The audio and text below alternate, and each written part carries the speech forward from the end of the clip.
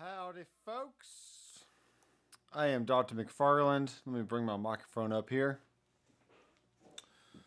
I have my trusty, new to me, had it for a few months now, Reverend Air Sonic. You can see that's black. It has a cool body shape. It has a raised center section, which is solid wood, but the wings are thinned out slightly. And there's also some little F-hole style holes in it. So yeah. I know it's black and it kind of blends in with the surroundings, but I like it. It's very, very comfortable. It has a good neck shape to it. It's not too thick, not too thin.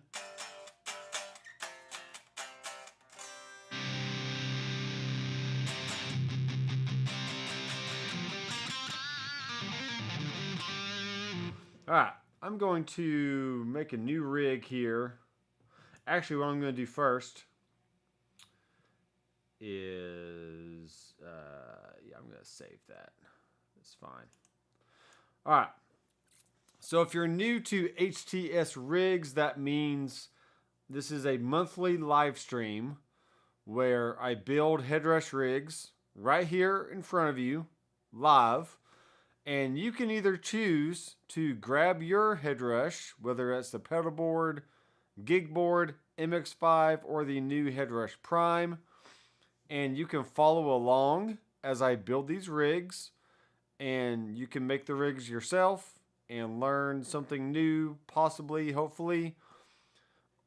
And or you can go to my website and purchase a one-time product called HTS Rigs, which is a course, and you can go in and download all previous rigs I've ever made in these live streams, or all future rigs I will ever make in these live streams. And I have no plans of slowing down, so this is going to be a monthly occurrence every month for the rest of 2023, and then 2024, 25, 26, on until I'm 80 or something. Because I'm sure these Headrush products will be around forever, right? I mean, I hope so. They're really good units. But who knows what the future holds. So until we know, or until something else comes along, whether that's a Prime or some other Headrush unit in the near or distant future, nobody knows. We will just take what we have and keep building rigs, keep learning about different concepts and aspects and all kinds of things that the Headrush provides. So that way you, as the player, can use these rigs for recording, for playing live with your band, whether that's covers or originals. And you can keep things really, really simple by maybe having one amp, one cab, a tube screamer, just, as a suggestion, some delay, some reverb, and maybe that's all you need. Or maybe you're in a cover band and you have to have a different sound per song with a different amp, different cab, different microphone, different array of effects.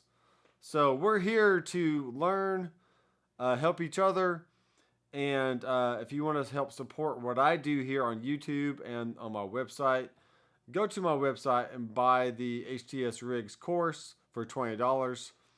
And that is, think of it like a donation to help me out. And there is a full Headrush bundle if you are interested in that. And what that does is gives you the HTS Rigs, the Headrush Tone Sculpting course, which goes through every single amp, cab, microphone, and effect, and all future things that get added. And so that gives you my perspective on how I would dial in certain amps and effects, go over every parameter, gives you some best practices on how to set up those certain amps and effects and cabs for your personal needs.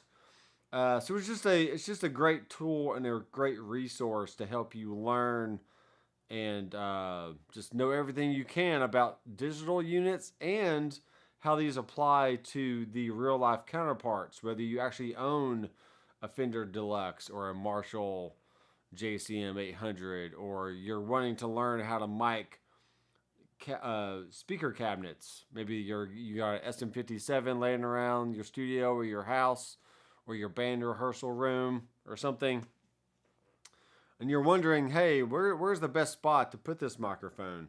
And do I want it on axis or off axis or all kinds of stuff? So anyway, if you're new to the channel, I'm Dr. McFarland. I've been making Headrush videos since probably 2017. So going on a good 5 years now. Started with the pedal board, got the gig board, got the MX5, and I'll probably get future Headrush units when they come out. So anyway, y'all come on in, grab your favorite Headrush unit that you have, whatever you have, and just follow along and let's learn some stuff. So let's check the comments here. If we have comments, let me close down this thing. Where are my comments? Where's my comments? Let's see. Where we got? Down here. There we are. There we are. I'm going to put them down here. So I have a slightly different setup. I have the camera over to my right, kind of angling in. This looks like a pretty clear, you can kind of see me pretty good. And I have the MX5 right here in front of me. Andrew Collins, I do not have the new Headrush Prime, but I have something in beta. So, and since it's in beta, I cannot reveal it to the public. But it is a new firmware that we're testing behind the scenes, and all that should be released pretty soon once testing is done. So it does allow me to do cloning and all that different stuff. So I want a Vox AC15. I created an amazing Vox rig, and the tone is so sweet and mellow. Basically, I was able to create it thanks to your patches. Awesome. Now, this is really cool. I now own the most expensive fractal rig ever, which is insane. I have the, it's actually a Mark 1. It's a, it's the Axe-Fx 3 Mark 1. I had an FM9. I traded up to the Axe-Fx there. Make sure my volume's okay. It's pretty good. If you need me to be a little bit louder, I can. And yeah, and I also have the FC12 foot controller. So between those two things, that's easily, $3,000. And I also have a Laney LFR 12, which is a FR speaker cab for about $700. So a very, very expensive rig over here that I'll be making some videos on. But let me tell you, you can get by just fine with the Headrush MX5. Even though it has 3 switches, there's a lot you can do to set up scenes and all kinds of stuff. So I'm going to be doing a series of videos shooting out the Headrush MX5 versus the most expensive fractal rig you can get at this point, and just see how the sounds compare. So stay tuned for that. But what I like to do to start off with, I like to go into the new set list, and I don't really have a rig I've made as of yet, but I will hit save. And this is going to be HTS rigs AUG. And there we are. So what we've essentially done is we've created a blank set list, or a new set list. And once I'm in that set list, every rig I create will automatically go in that set list. So it's very easy to keep things organized. So this is an excellent solution for you guys that do cover tunes, or you're just in a band and you want you just need certain rigs in your set list, and you can get there by accessing these really easily. So, all right, so I'm going to hit new rig, and then later I can go back and delete that first one that I don't want anymore. So, Air Sonic, don't let me down.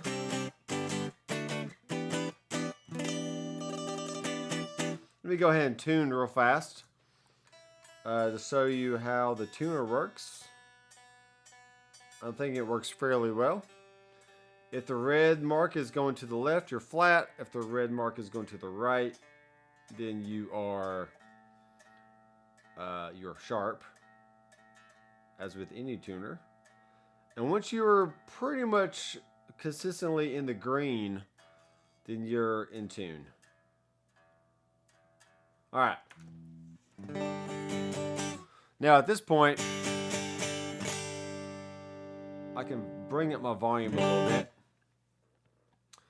All right, so in this live stream, we're mainly going to deal with the MS-30 amplifier. So we're going to go in, choose amp, scroll all the way until we see the MS-30. And I'm not going to keep the cab that it stays with. I'm really liking the 1x12 Black Lux here lately. So I'm just going to stick with that. And I only use two different microphones. I use one with a Dyne 7 on or off axis, depending on how bright I want. And then the other one is a Ribbon 121, either on or off axis. So, and you can also do the X2, so you have two different cabs. And now it's going to be more of like a stereo thing, even though I'm not going to be stereo in this live stream. Yeah, I'm still going here. Let me check the comments. Headrush used to be 11 rack, not 7 rack, 11 rack. So with getting a 11 rack for super cheap be a worthy pursuit. A lot of the amps have been updated, so not saying it's kind of like the Line 6 little bean unit, right? Kidney bean unit. Not saying that the old Line 6 stuff was horrible. It had very usable tones, but as Line 6 progressed, the tones keep getting better and better. So it's very similar to the 11 rack. You can get great tones with that if you want to dive into like a good rack unit. Maybe get some kind of floorboard controller. But with the new Headrush units, all your rigs, when you switch from rig to rig, have seamless spillover. So all your delay and reverbs, smoothly transition from one rig to the next. And I can show you that here in a second. I doubt the 11 rack has that. But if all you need is just a good way to maybe dial in some tones in the studio, I say there's nothing wrong with the 11 rack and go for it. There's a guy here in town in Nashville. He still has his 11 rack. And I need to call him up and see if I can borrow that for some videos or something, because that'd be cool. But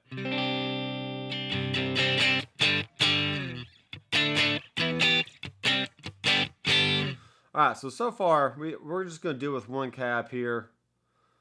And it's going to be a Ribbon 121.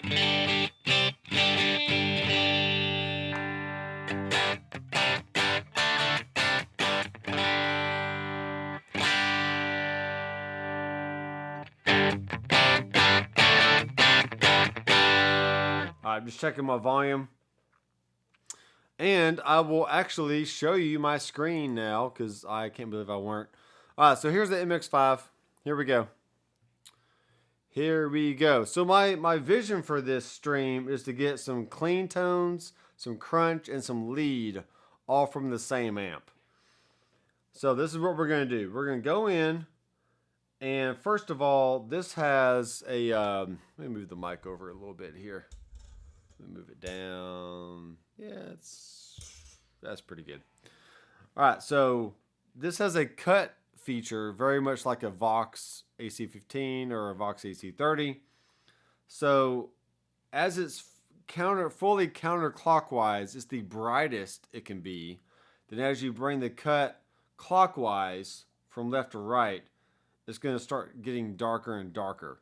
So essentially it's a low pass filter, except that the knob all the way to the left is the brightest, which usually a low pass filter starts on, the higher side, then it sweeps from right to left. Well, this one goes backwards, it's from left to right. That's just how Vox amps are, and mashless amps and whatever else. So let's just compare real fast a bright sound, and then here's the dark sound. Okay,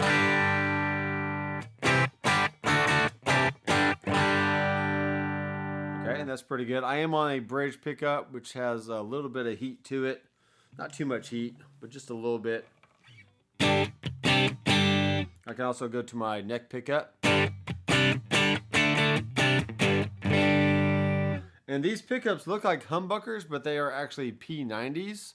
And they're humbucking P90s, so you don't get any noise from them, which is great.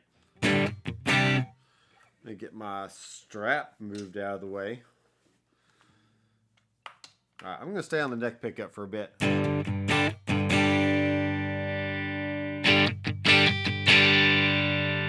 So this is a good kind of test for your own doing, is if you have a dark guitar anyway, you could probably stand to have a little bit more brightness than somebody that has a brighter guitar.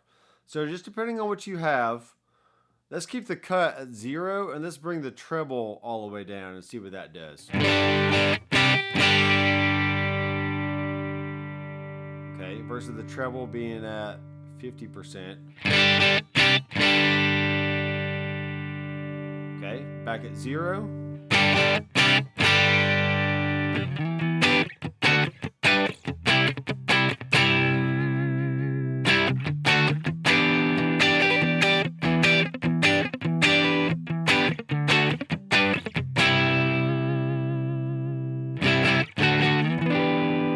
Alright, that might be a sound you like. It might not. Let's bring the treble back up, and now I'll start bringing the cut at 50% and see what that does. Alright, so that leaves a little bit more bite on top. Let's go to 60%.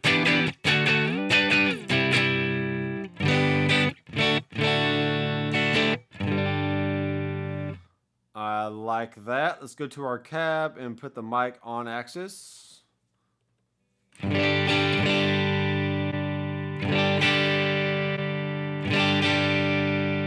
Okay, so that's another way of getting different shades of light and dark, just depending on the position of the microphone. Oh, I see. Checking the text there.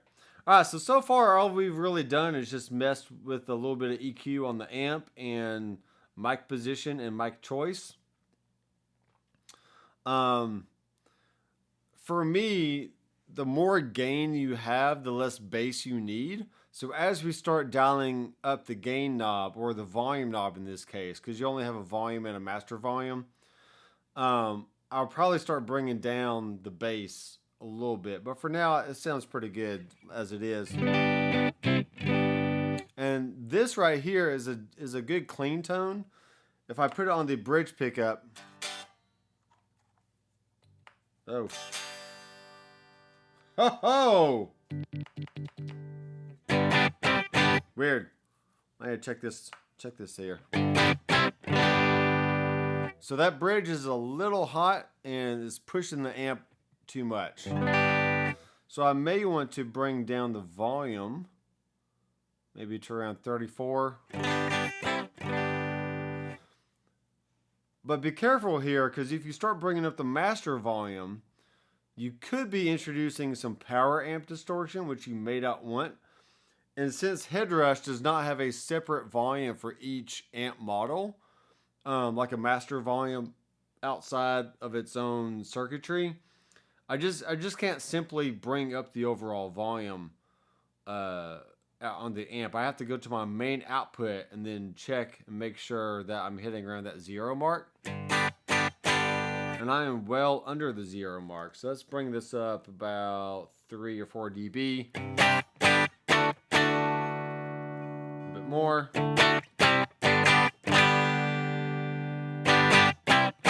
So you can see these green bars right here. I'm really shooting. I'm shooting for that green, just barely yellow kind of range. And I'll go ahead and save this and call this HTS MS30 clean. This will give us just a good starting point for all future rigs.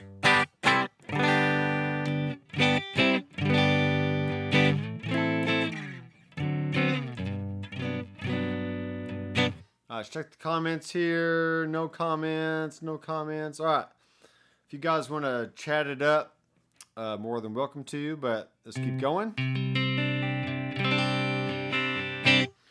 All right, now let's add a reverb. And I'm really liking the air reverb here lately.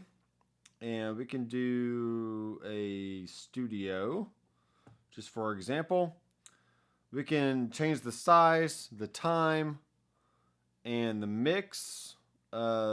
Just depends on what the actual sound is. So let's keep see what we got here.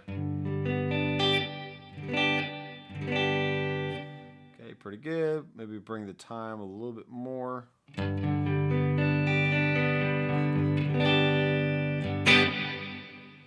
All right, that's fine. Let's bring the color down to make it a little bit darker. And now that we know what the sound of that is, we can start bringing the mix down. Like so. Maybe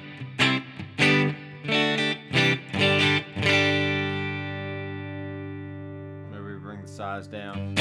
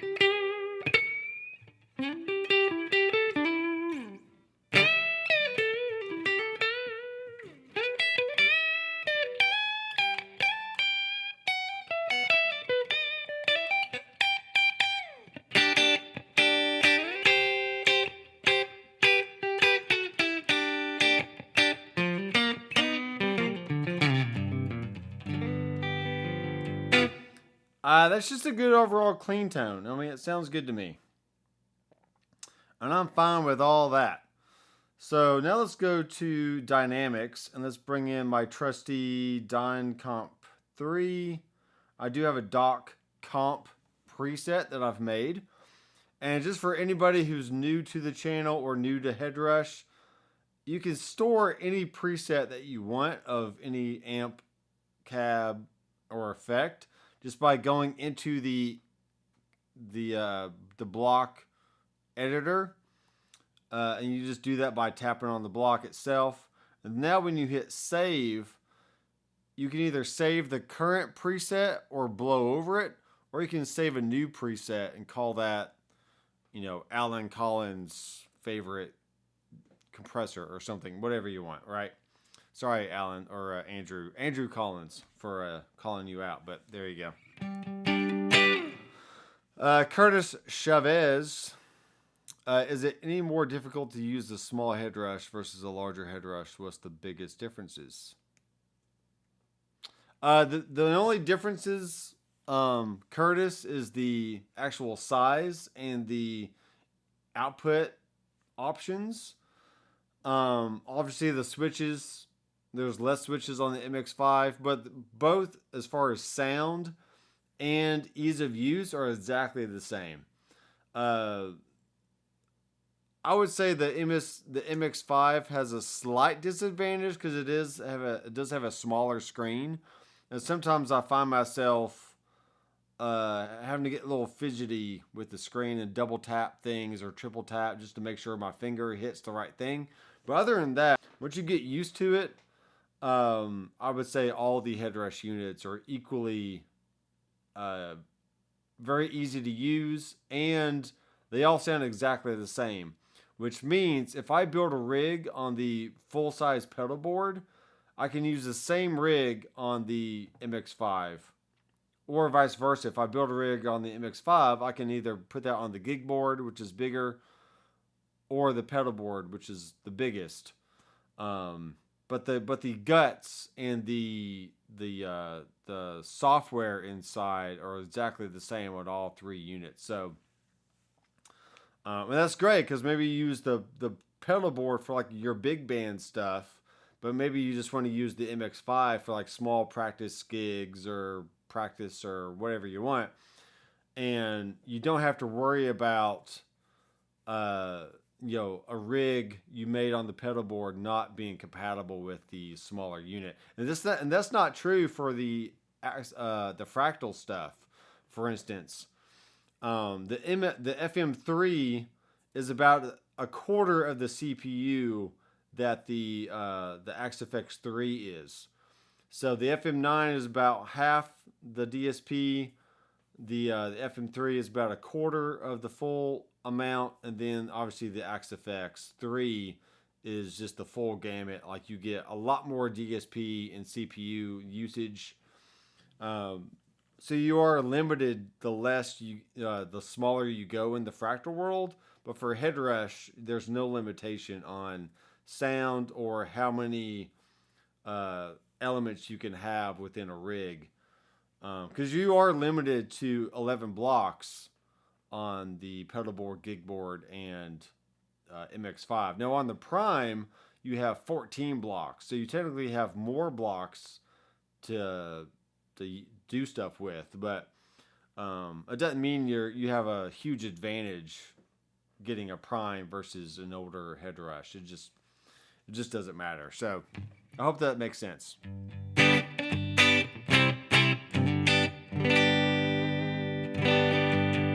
Now, the thing with my compressor is I have the threshold all the way down, and then I just start nudging up the ratios till I get the amount of compression that I want, and then I can bring the gain up to for the makeup gain to get my level back to where it was before the compression was squashing it. So, whoops. So if I go to my ratio, for example, and bring it up to 1 to 3, here's 1 to 4, 5, 6, 7. You can hear that the volume is going down as it's compressing more and more. So what that means is I would need to go to the gain and bring that up by about 7 or 8 dB. And I can also bypass it and make sure the gain is where it needs to be.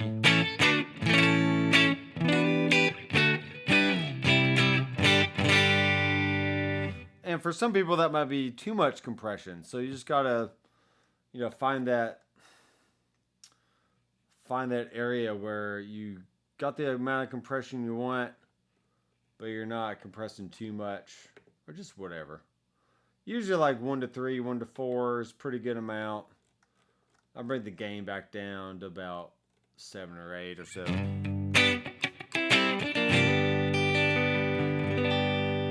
Now for some country stuff, you might want it to be a little bit more spanky sounding. But it is what it is. Let's go with a delay. Delay. And I like the pitch delay for the most part. Then I'll go in and make the model be 0 semitones. The mix is down. The feedback is up. Something like that. And then I do like to detune it a little bit. You can put a high cut, low cut. Tails are on. Make sure my reverb tails are on, and they are.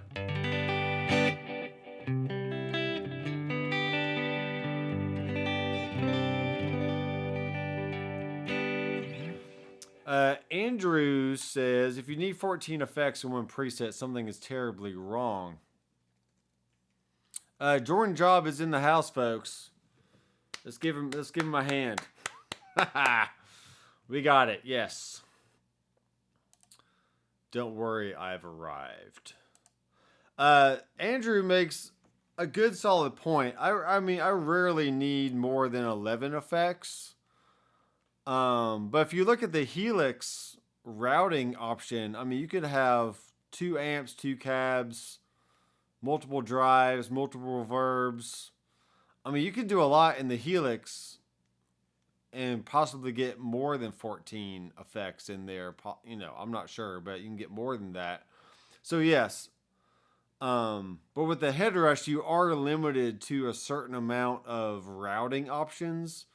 So you don't have the flexibility of routing like you do on the Fractal for sure.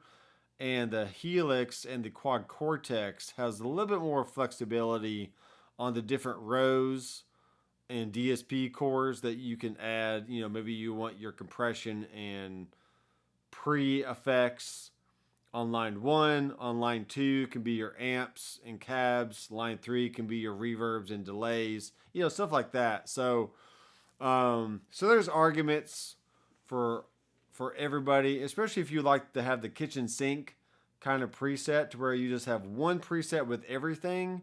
Then you want to use scenes or snapshots to switch in and out, you know, your different blocks and also change parameters at the same time.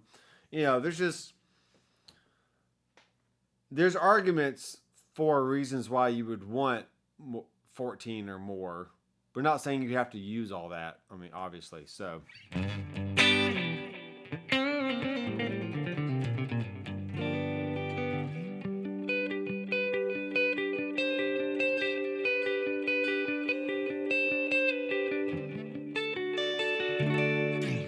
All right. So in the hardware assign, I like to go in and assign my tap tempo to this switch.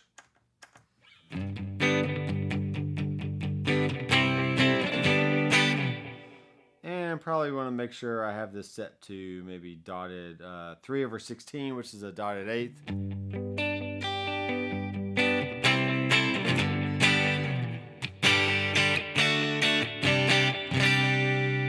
All right, so we're still in the clean land. We can add a distortion, and there's white boost, green JRC, DC distort, black op, tri-fuzz, 2 anxiety overdrives, a D1 distortion, fuzz, K drive. Now the MX distortion, this thing is actually a really cool pedal. And let's make it blue. And check this out.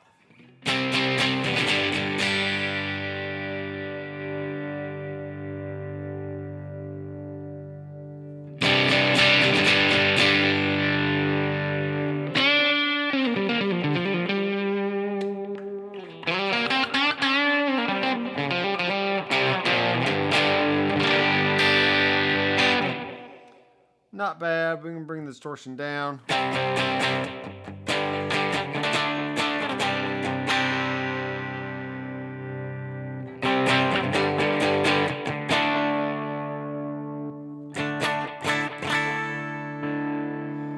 Make sure I'm matching my levels here.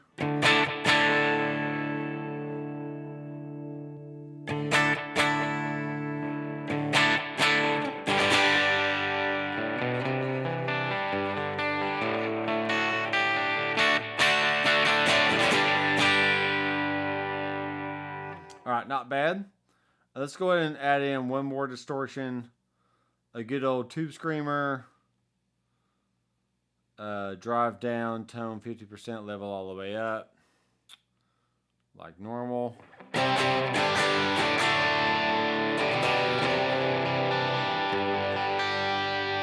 that's pretty good.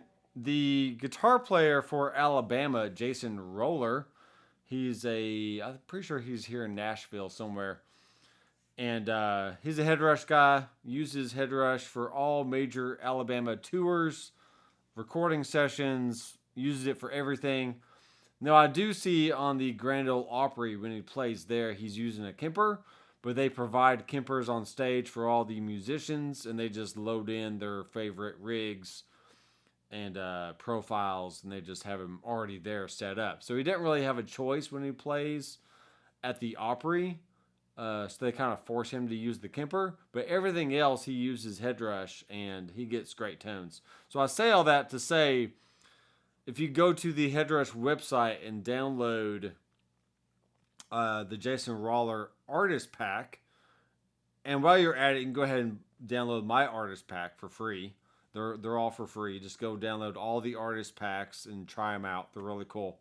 But the way he uses the JRC as like his main overdrive in a lot of the rigs just sound really, really good. So I'm pretty sure he has some MS-30 rig in there. So check it out. It's really neat.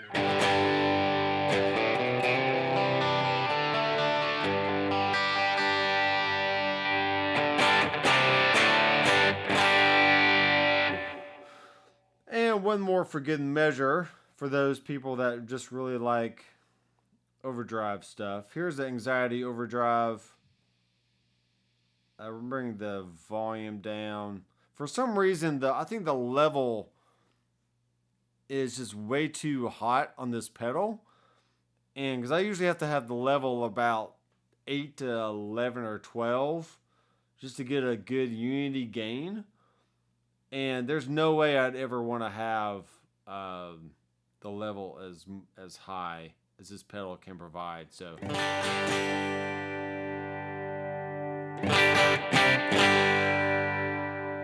it just doesn't make a lot of sense to me. Unless you have the drive down, and then you can turn the level up. But by the time you turn the drive up,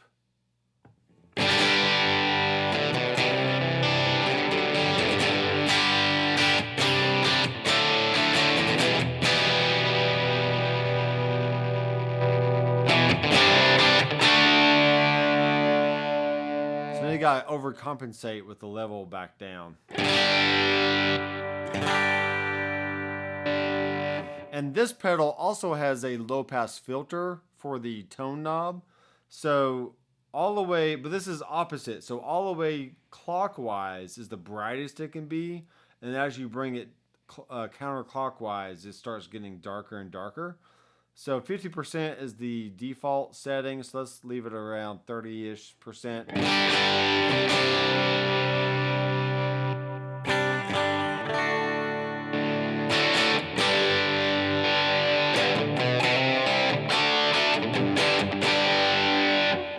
So I really like the Tube Screamer and the OCD pedal, which is Anxiety Overdrive, and the Headrush, and that provides just a good all-around different levels of gain and boost for whatever you need for solos and rhythm parts and whatnot. And once you find some settings that you like, do you go in and hit save new preset, call it, low gain OCD or whatever you want. That way you can just quickly go back to your favorite settings and call those up whenever you want. So one more thing here, I do like some good old tremolo. I like tremolo. You choose your favorite modulation effect, whether that's phaser, flange, tremolo, rotary, octave. There's octaves in here, which is really cool. Tron filters. Let's see what this Tron filter is.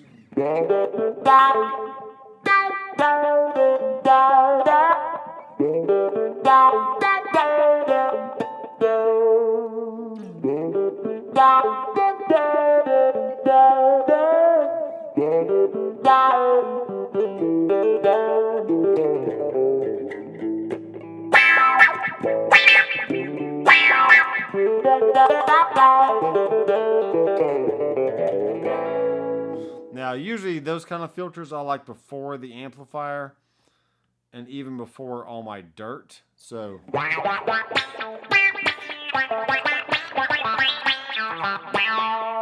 actually in this case it sounds better after the amp.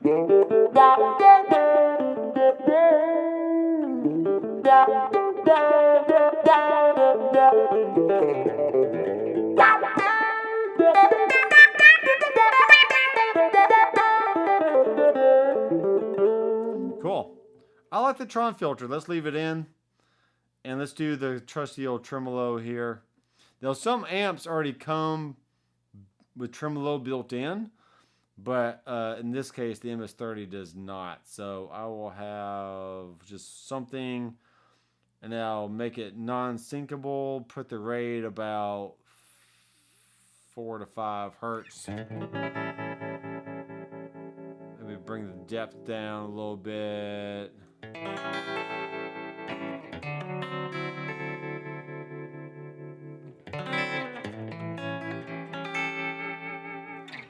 Let's check the comments here. We got a few comments. Randy Upchurch is in the house. Good evening, sir. I just arrived. Much love from Southern Illinois. Great. McKinney 13. Doctor McFarland. What do you think about using the AirStep foot switch controller? Have you ever think about using an external switch controller for an MX-5? That could probably work. All Headrush units can be controlled via, let me look over here. They can all be controlled with PC messages and CC messages, but Headrush itself can only send out PC messages. It currently cannot send CC messages. So there's a slight difference between the two. Usually PC messages are used for changing entire rigs and or turning things on and off. CC messages are a continuous controller, and that's for actually changing, like sweeping like a wall pedal or change the gain on an amp. But you just can't do that kind of stuff on the well, you can do some things, but the Headrush is slightly limited as far as the MIDI side goes, even though you can do quite a lot. I say it's limited compared to the Helix and the Fractal and other units. Sorry, I'm belching. How embarrassing. Yeah, it's just very limited compared to other units out there. But you can still do quite a lot. So even though I haven't personally tried an AirStep, I don't see why you couldn't use one to do some stuff. A friend of mine has used successfully the Morningstar MC6 or whatever it is, the 6-button foot switch. And he actually controls his gig board with that. And that's probably be a pretty good little solution if you wanted to have this on a board with maybe a few pedals, and then also have a Morningstar controller, maybe controlling looping or bank up and down, maybe turning off certain pedals, whatever you want. So there is a lot of options in that regard. So wah, wah, wah.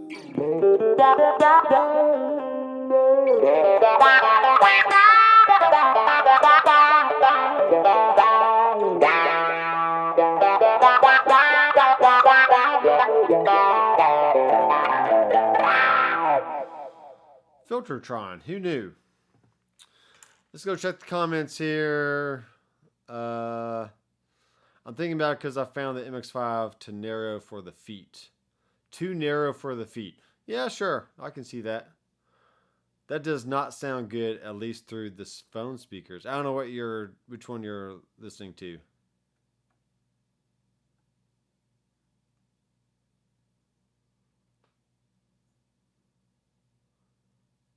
Need more cowbell. That's true.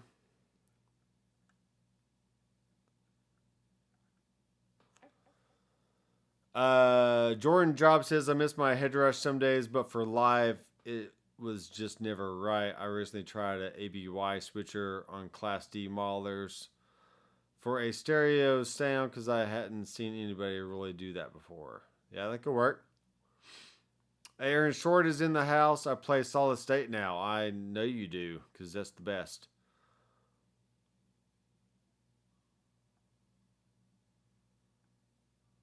Sounds like John Mayer. Yeah. Yeah, John Mayer uses the Tron filter kind of sound. So, especially if I put on the neck pickup.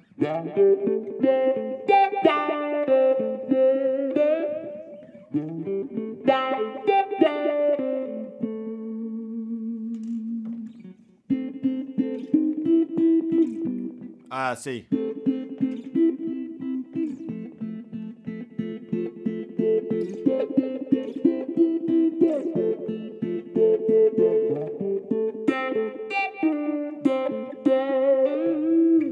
There you go. I'm going to get a copyright strike for that, but whatever. Go to my website and pay for the HTS rigs course so I don't have to worry about this video being monetized. Univibe. Yeah, I like Univibe. I like that before the amplifier. Let's see here. We have Smart Harmony envelope filter. There is an envelope filter.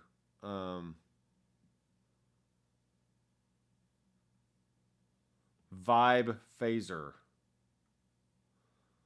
The vibe phaser.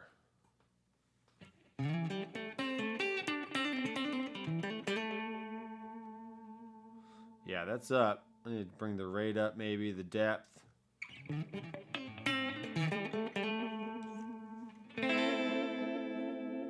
Maybe make this chorus.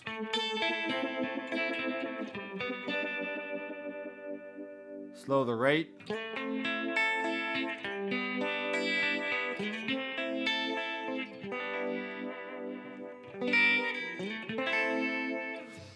On the song Last Train Home by John Mayer, his guitar sounds like it's on fire. Like not literally on fire, but like his lead lines.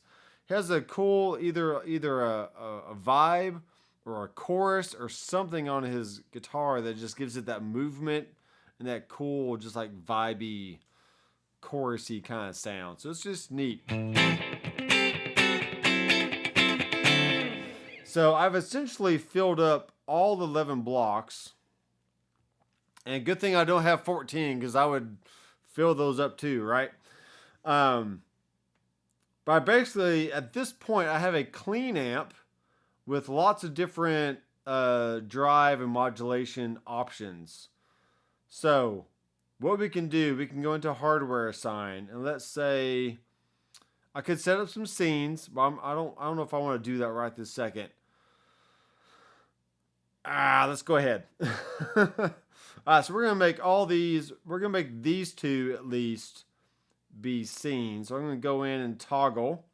So scene 1 is gonna have amp on, the cab on, and the compression on, vibe off, grain JRC off, MX5 off, anxiety drive off, Filtertron off, tremolo off, pitch delay off, and reverb on. Okay, so check this out. We got scene 1, and there's that. But what's cool with the update released earlier in the year, we can actually do 2 scenes on one switch. So if I go to my little plus button here, plus button, now I'm on scene 2 of switch 1, and whatever was off before is now on, and vice versa. And I don't want that, so I need to go reverse that. But for this example, I'm going to have, let's say I want my tremolo on, compressor on, vibe is off, shoot, off. And let's make these different colors. Let's have this one be blue, and this one is going to be orange. Because why not?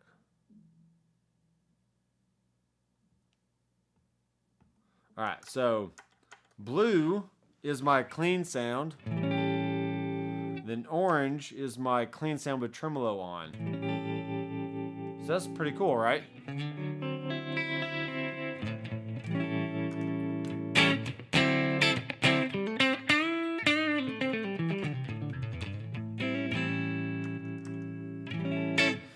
All right, now I can go to scene 2, and I'm going to say this is going to be amp on, cab on, Filtertron off. Yes, leave it off. Tremolo off, delay off, reverb on, anxiety overdrive on, MX distortion off, JRC off, phaser off. And I'll turn the compression off. But when I go to my scene 2, now I can have the JRC on. And this. Yeah, I'll turn the phaser on, the filter's off, the tremolo's off. Delay is going to be on, cab is going to be on, and amp is going to be on. So I'm forcing it to be a certain way here. Shoo-wee. I'm not sure what to name them yet, but I'll do this. So we're about to clean. Here's clean with tremolo. Now I have my anxiety overdrive on. And then when I kick it again, it turns on the JRC, the vibe, and the delay.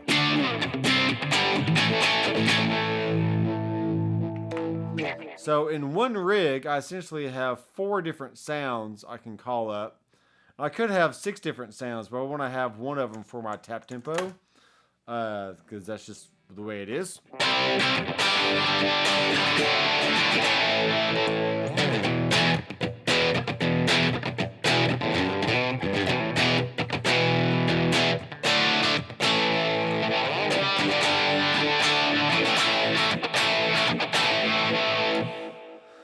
But let's check this out. One more. Well, let me check the comments real fast. Other way around. Yeah, these are. You can follow along at home, Curtis, and you can make your own rig or download my rigs and just change them to whatever you want. Yeah, he really should. Freebird.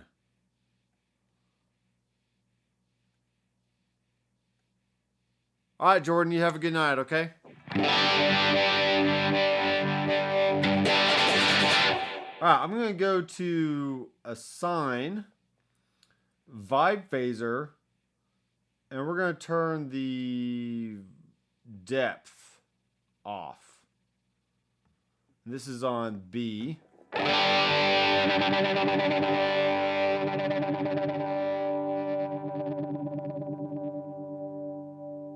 Okay.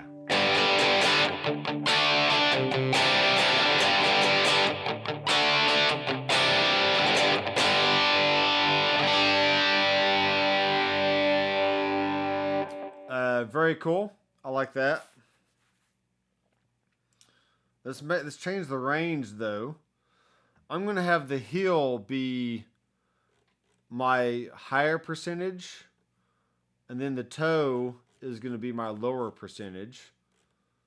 So let's maybe make this 0%, like so. Save it. So, wait, is that what I want? No, that's not what I want. Sorry. I did that backwards. The heel is going to be 0%. And then my toe is going to be something.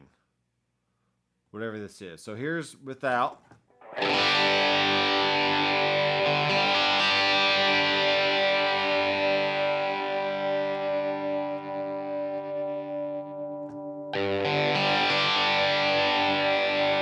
Not bad. Let's make that percentage a little bit more. Let's make it 30%.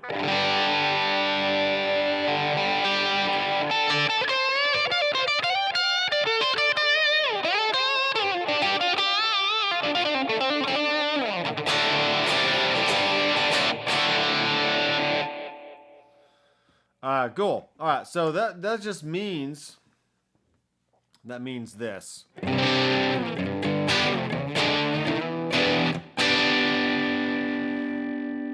That means this. I'm actually going to do it this way.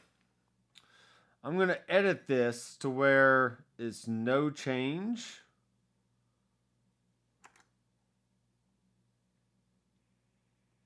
No change. So the vibe is technically always going to be on.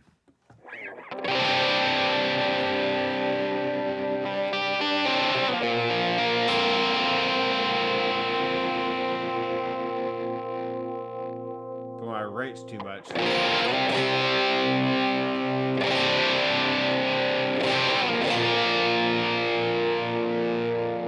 Now this aspect of building rigs can be time consuming, but you're just figuring out what you want, and then once you do, you just make it happen. So I'm gonna bring the rate up.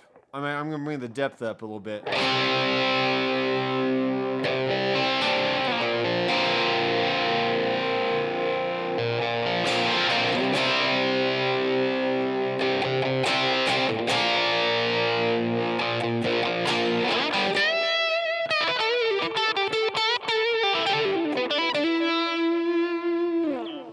Okay, that's pretty good. I can bring the rate up a little bit.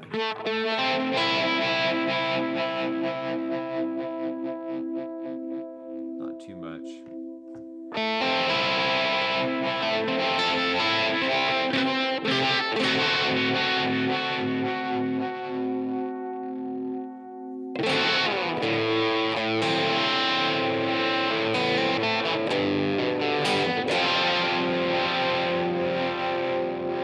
Okay, it is what it is. When I go back to my clean sound, I can edit this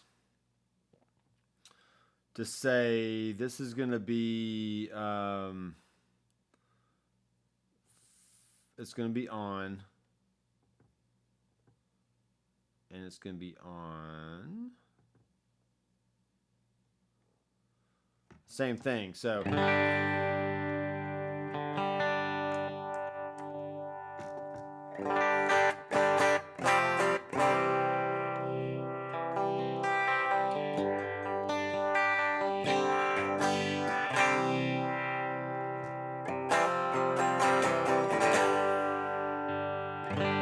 Nah, I'm not going to like that because it's coloring the sound too much. So I'm not going to do that on... Yeah, I don't like that. I'm not going to do that for the cleaner sounds. I'm going to turn that off. I'm going to turn that off. But for the drive sound, I will have it off at first and then turn it on. And then from there, if I choose to change the depth, I can do that. So a lot of rig building just is a matter of conceptualizing what you want and then just going in and making it happen, like I said before. So, and if something doesn't work out the way you thought it was going to, no harm, no foul. Just go change it or figure out something else to do. And just keep tweaking until you get that right. But essentially, what I want you to get to, the point I want you to get to is this. I want you to be able to grab a unit, turn it on, and maybe choose your set list or whatever, however you get to your favorite sounds, and just start playing. I don't want the first thing that pops into your mind when you turn on a unit is, oh, I have to go tweak everything. Forget that mess. Do the hard work up front. Build your rigs how your band needs them for your studio, for live, whatever you're doing. And then that's going to be your rig. Now, it's human nature to want to go in and change everything. Just because if you have all the options available, you know, you're just very, very tempted to go just change a bunch of stuff. But if you walked into a gig with a Fender Deluxe, a small pedal board with a tube screamer, a delay, and a reverb, and a tremolo, and one guitar, guess what? You're not worried about, oh, I have to have a Mesa Boogie and a Marshall and a whatever. All you have is a Fender Deluxe, a tube screamer, a tremolo, a delay, and a reverb. That's all you have to work with. Make it work for you, right? You can be that dead simple with these units, or you could drive yourself nuts and trying to worry about all the little different options you could ever want, right? So Don't try not to make yourself go crazy worrying about all the little details and all the little options that you have with all these units. Just pick a unit, whether that's a Headrush or a Helix or a Fractal or a Quad Cortex or a Kemper. Dial in the sounds that you need for your gig or for your studio session and call it a day. Rant over. But here we go. Yes. And just to me, since I'm still in tweak mode, I'm going to dial down the tone a little bit.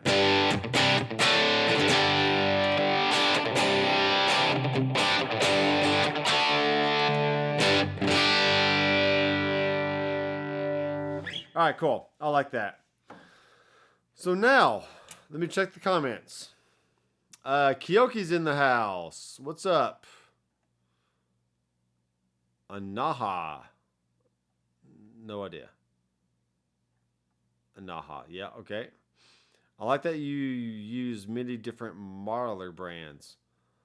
I do too. And I'll tell you why. Can you please do an Alter Bridge sound? I'd have to listen to Alter Bridge to do that. If you use sound guys to understand how to mix as well. Well, that's another thing. Have you used it for bass? Yes, I record bass with Headrush all the time. You just go in, bring in a bass amp, bass cab, maybe some light compression, and just let your fingers do the talking. You know, this is your tone right here, right? Because I use bass as much or more than guitar. Yeah, use it for your bass. The MX5 is great for bass. Because, you know what? As a bass player, you don't need tons and tons of sounds. Just dial in a good amp and cab, maybe a little bit of compression, maybe some Filtertron or a Tron filter if you want for some cool slap funk stuff, and call it a day. Show up to the venue, plug it in, and just start playing. Let your fingers do the work.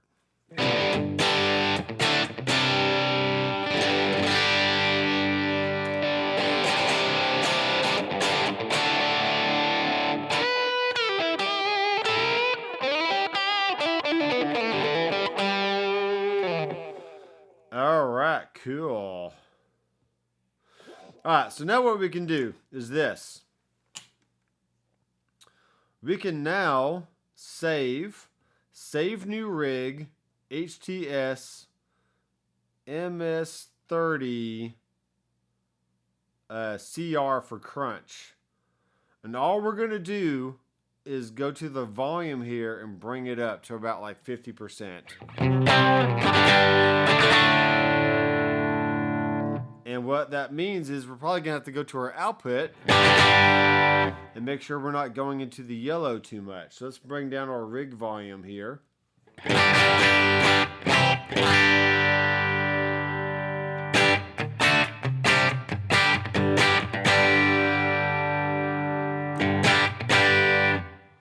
Something like that.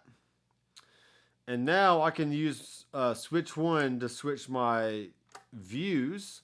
I will go into rig view. And here's my clean sound. Which is fine if I actually had it on.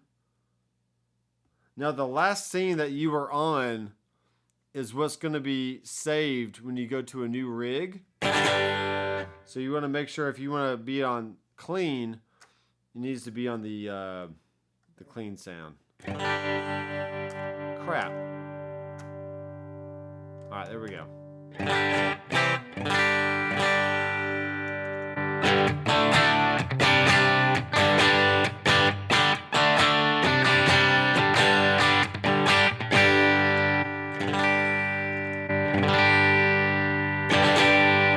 All right, let's go for a little bit more drive on this.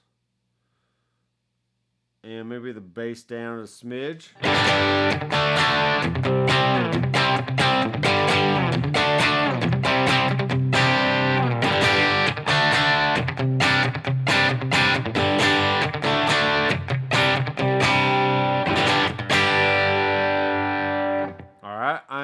with that. Now, what I've essentially done right here is I used 2 different rigs to get 2 different sounds. So instead of using scenes to change, on and off states and different combinations of pedals, you could essentially fill up a whole set list of different variations on one rig. And in this case, I've gone from a clean amp sound to a crunch amp sound using 2 different rigs. But maybe my third rig is the same crunch sound, but now with delay or more reverb or whatever you want.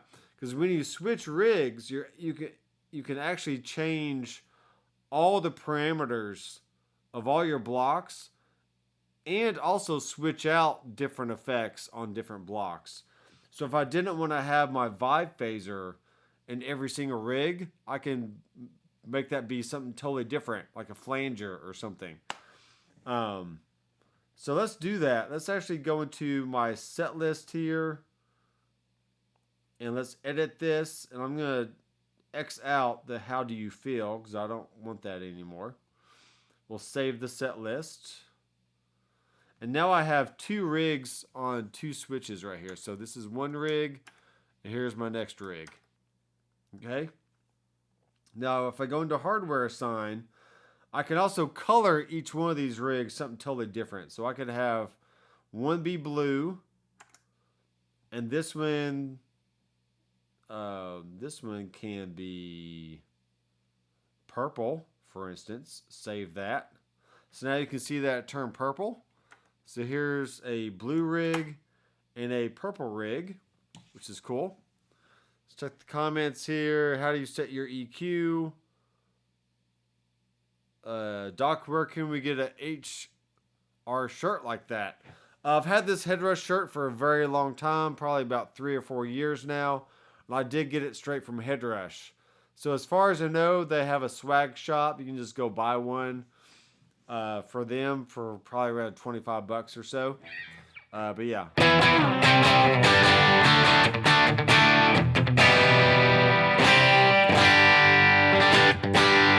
But to answer Roy's question, I usually don't have an EQ block in my rig. I try to just set my amp and cab to the overall desired tone, and then I just sprinkle in effects before and after for whatever I need. So.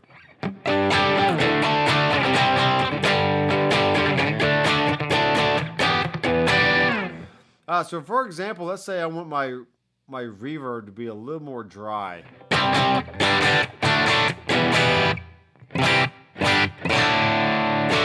So the mix is down, but still have the same amount of ambience, just lower in the mix.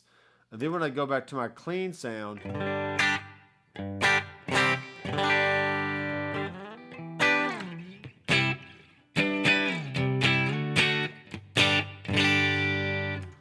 back to crunch.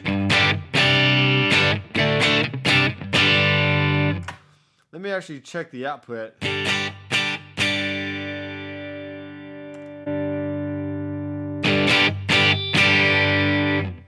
I'm going to bring the output of this down a little bit more. I don't want drastic volume changes between my rigs, so always use your output volume as your test for how loud things actually are.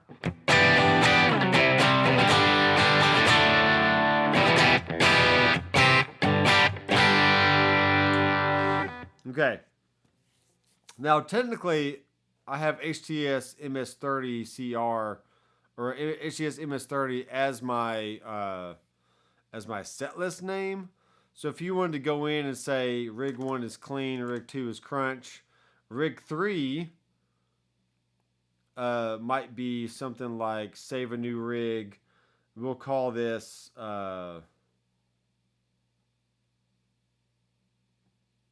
MS30 LD, like so. And now we can turn on our pitch delay, and we can make this be a totally different parameter than the other rigs are, so we can turn the mix up a little bit.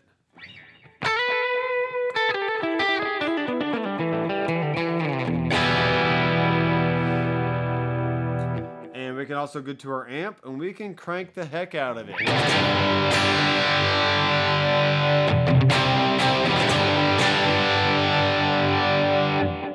I haven't touched the master volume at all, only the actual volume of the gain channel, or just the gain of the amp. And now we want to make sure we go to the output and check it.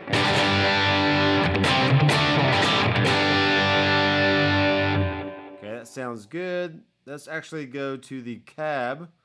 Make this be a Dyne 7 on axis. Off axis.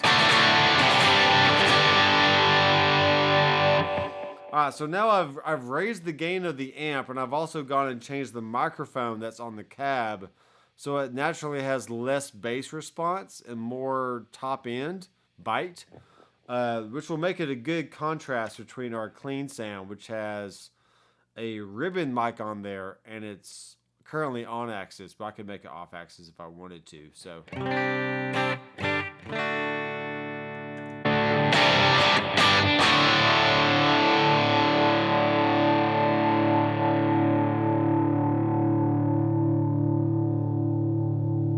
Just my mix of the reverb here.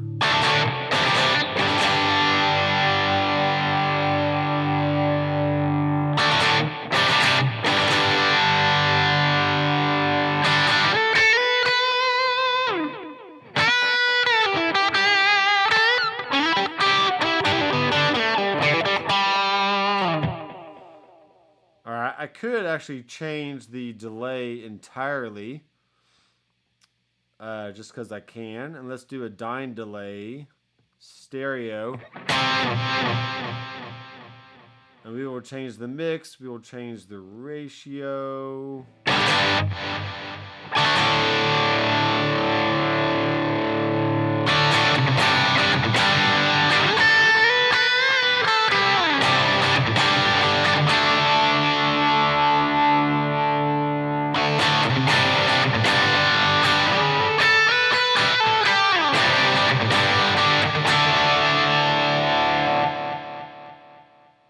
Not bad.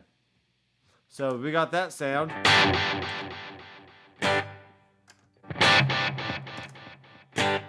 So notice how there's a seamless gap, or a seamless spillover between rigs. So we go from a drive sound with delay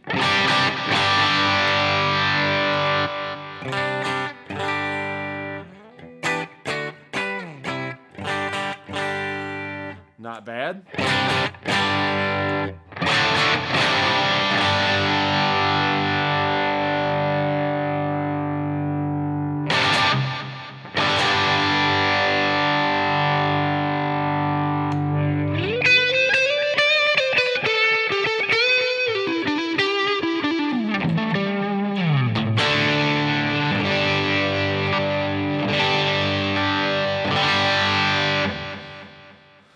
Alright, so now we can just go in and make different variations of what else we want. So let's go back to our clean sound, hit save, save new rig, clean trim, and now I have to bank over one. There's our clean trim sound. I can turn on my tremolo, maybe turn on my delay.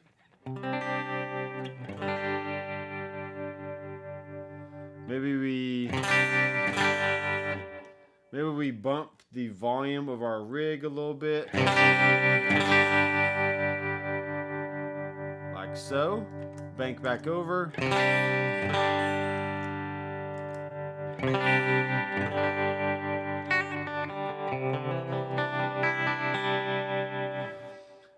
And from here we can actually go into the ...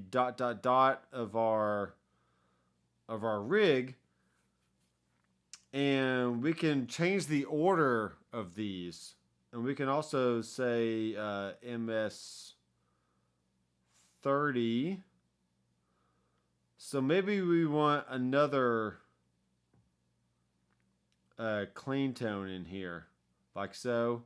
So we can drag this before our tremolo. So that way on bank 1 we have clean, crunch, lead, and then when we bank up to the next one we have clean, clean, tremolo, and maybe we want one more. So you can see how in my workflow I can regurgitate certain rigs. So that way when I bank up and down, I always have at least one rig that's clean and then 2 other variations of a similar rig. So now when I press save new rig, I can do MS30 Tron. So now maybe I'm playing my clean sound. And then I want to turn the Tron on, which will be this.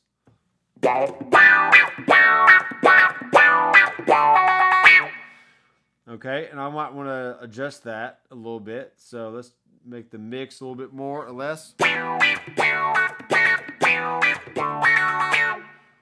Make the mix even less. Just enough to...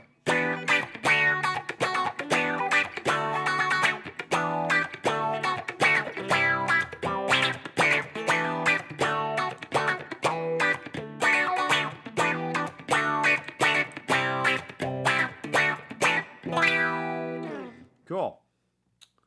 So there's that. I can go back to my clean. Go to my clean with tremolo.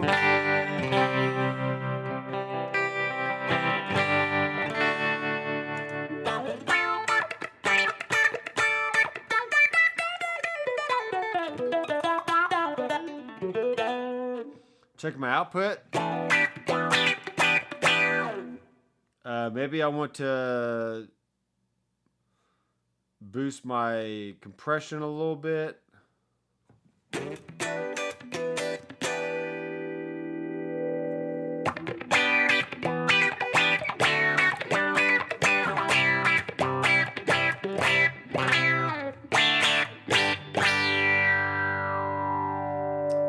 All kinds of crazy stuff in there.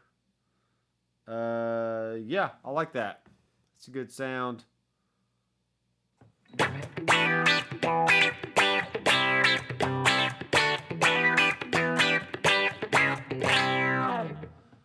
Yeah. Let's check some comments here. Serial work with this pedal has given me extreme gas for it. Waiting for the right used price. So you're saying you need the MX5 or you want the full-size pedal board, or what do you currently have, Randy? Randy Upchurch. I know another Upchurch. I know a few Upchurches here in the Murfreesboro, Middle Tennessee area. So that's cool that you have a similar name.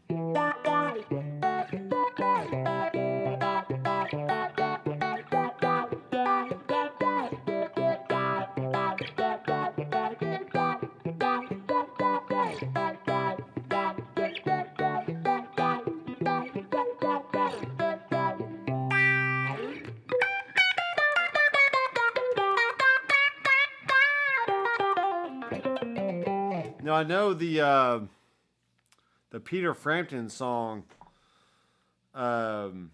He's using like a talk box kind of deal, but you can do like a faux talk box with the Tron filter. I don't know what key the song is in.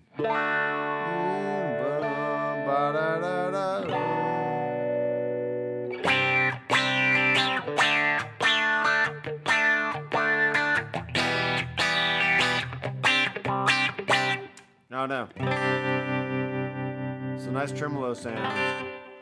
Let me raise the reverb a little bit. Size of it.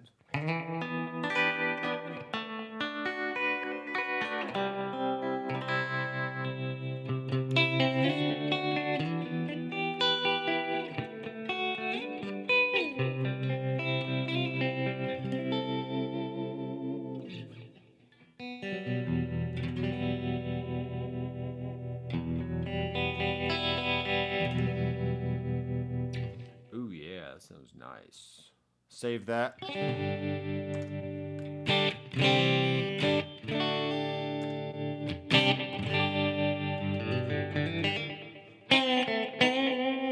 We can also lower the feedback on the delay.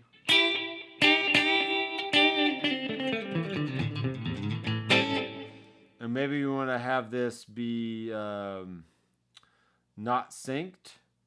So we can just have like a slap back kind of deal.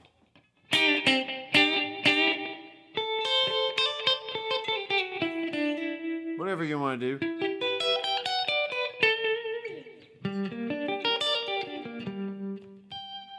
I was working on arpeggios today, doing like... But when I went up to tap, I wasn't sure how to get back down smoothly, so...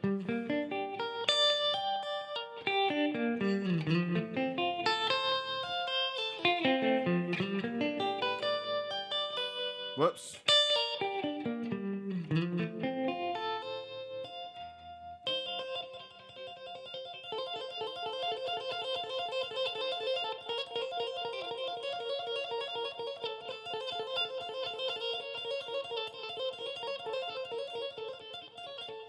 I probably need to do that on this other bank here.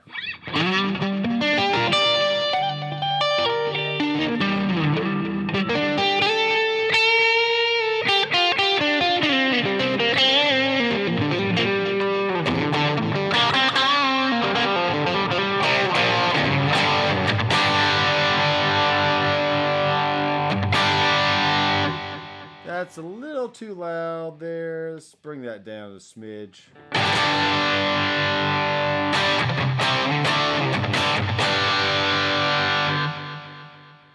So maybe the bulk of your set just has, you stay on bank 1, you have a clean. I still feel like that's low in volume. Let's bring this up a little bit more.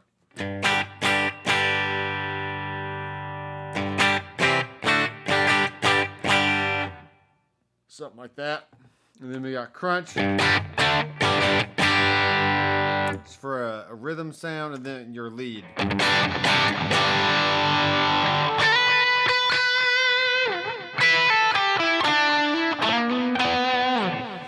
And maybe I bring the cut back a little bit more. Bring the treble down.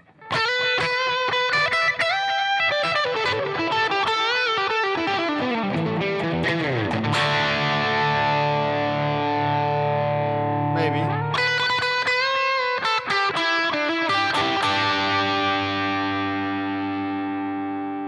And what's great about using rigs versus scenes is you have the flexibility to really go in and dial in each rig specifically to how you want without worrying about keeping the same blocks between different rigs, whatever you want. Because I mean, I can easily go in and delete the MX distortion, the tube screamer, whatever you want. Yeah, I mean, you can just really dial in each one perfectly. Like right now, I'm going to turn off the compressor because I just don't want that on during my lead sound.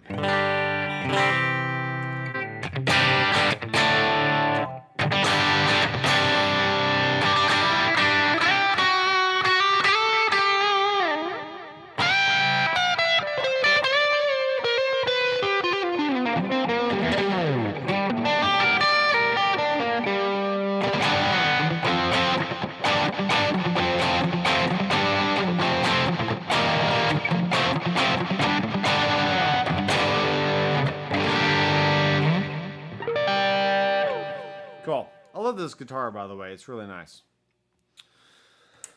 Back to my clean sound. Let's check the comments. Gotta tell you, Randy and Doc, I'm loving my Prime. By the way, Prime has a vocoder on the vocal effects to do Frampton stuff. There you go. That is cool. That is cool. I'll have to check it out one of these days.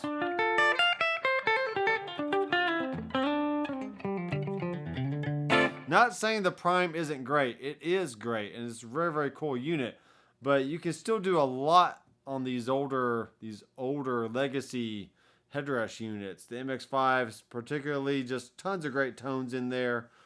I would not be worried one bit taking the MX5 on a huge arena tour and knowing that I can have all the sounds I need right at my feet.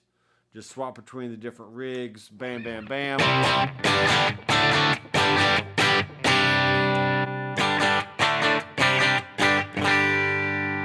Now, obviously, with using scenes, you can have at least up to 4 sounds, if not 6, within a rig. But I like using rigs as well, just to switch between different sounds very quickly and easily. And then just banking up to the next one. Da da da da da. Maybe do another bank, which I don't have any more rigs yet, but it's just a good example of what you can do.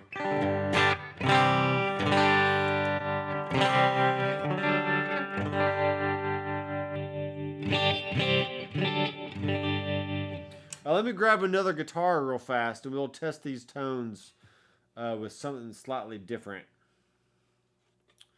Just a little bit different.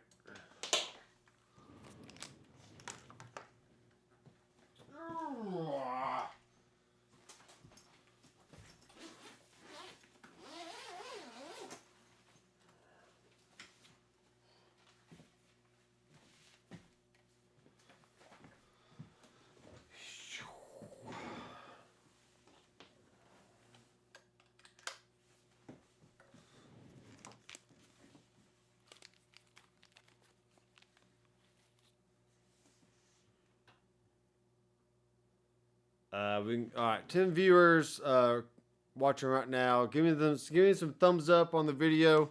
If you are not subscribed, about 85% of people that watch my channel are not subscribed, which is very sad. So if you have been watching for a while but haven't hit the little red subscription button or subscribe button, and what are you waiting for? Just go ahead and subscribe down below. I'm almost at the brink of 13,000.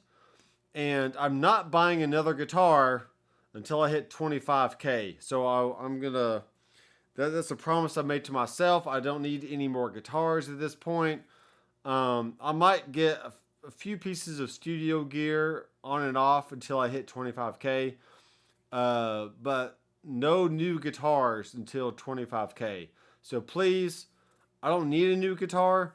But please help me get the 25,000 subscribers here on YouTube. I have been working hard since 2017, uploading videos on Headrush and recording equipment and pedals and amps and all kinds of stuff. So if you like what I bring on this channel and the joy and fulfillment that it brings your life, then go ahead and help me out and subscribe down below, and I would appreciate that.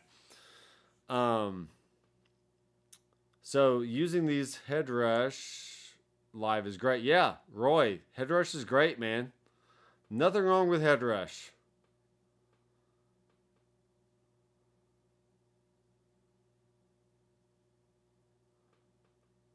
Yeah, Randy.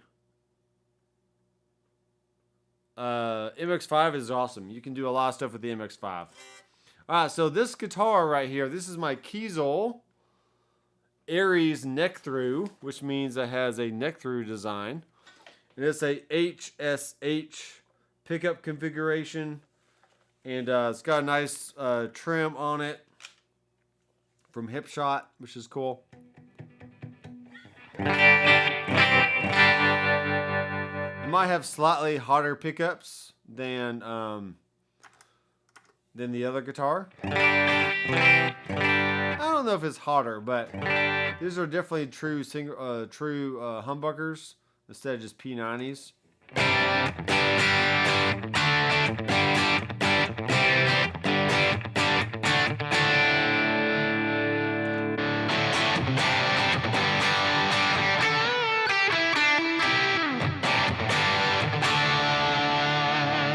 So I want you to hear how I smoothed out a lot of that top end, especially on the amp, by rolling the cut back a little bit, bringing the treble down a smidge, and then you can probably add in some bass a little bit there.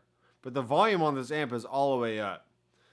And let's say, for example, I want to put a tube screamer on there, just to give us even more bite.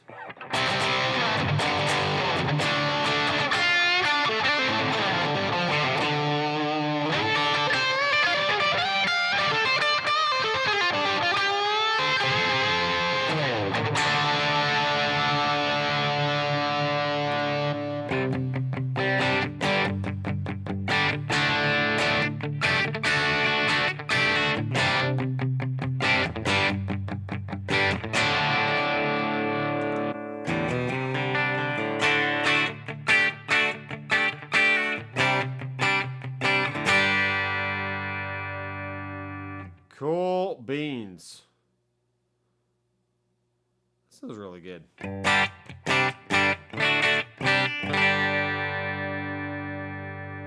Save and save often. I'm going to go ahead and tune here.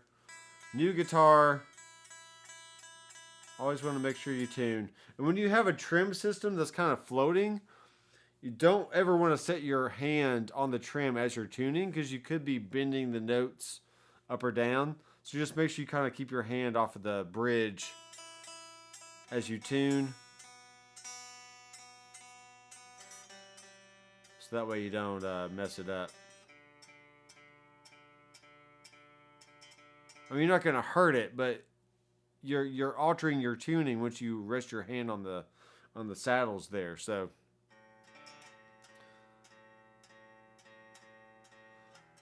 when you're in the green, you're good.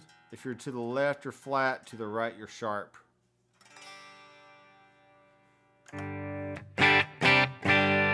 Here's the neck pickup.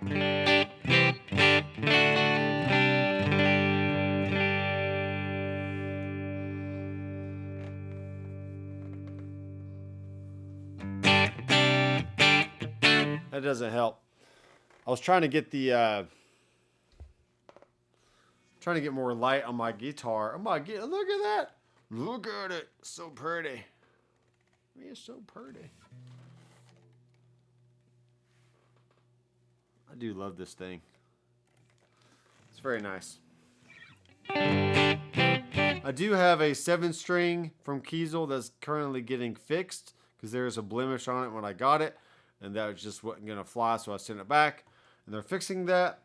And then in the meantime, I do have another Kiesel on order, but I made myself a promise I wasn't going to buy any more guitars till 25K after I already put in that order. So once I get this last Kiesel, I will not be buying any more guitars. No more guitars.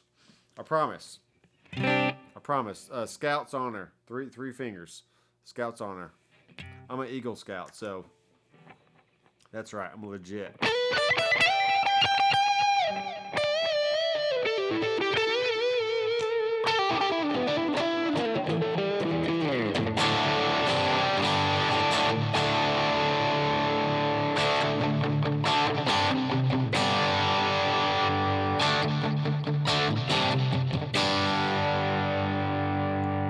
Now, what would be interesting is this. Bring the mic a little bit closer here. Something like that. It would be very interesting if I could go to my A switch here. And let's go to assign plus tube screamer. I don't know if there's a way to do it.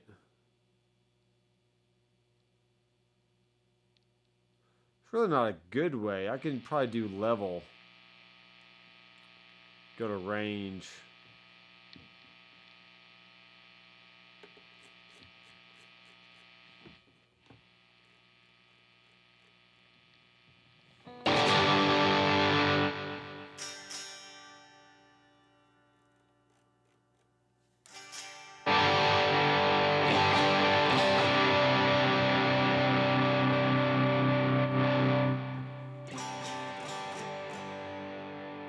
No, that's not going to work. It's got to be, it's not level. Can't be level. No, I don't like that. I don't like that. I'm just going to keep it simple. Keep it simple, man.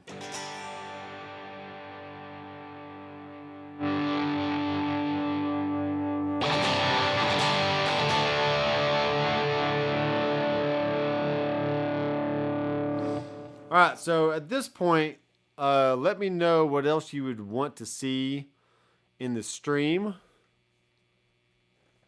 And this light out of the way.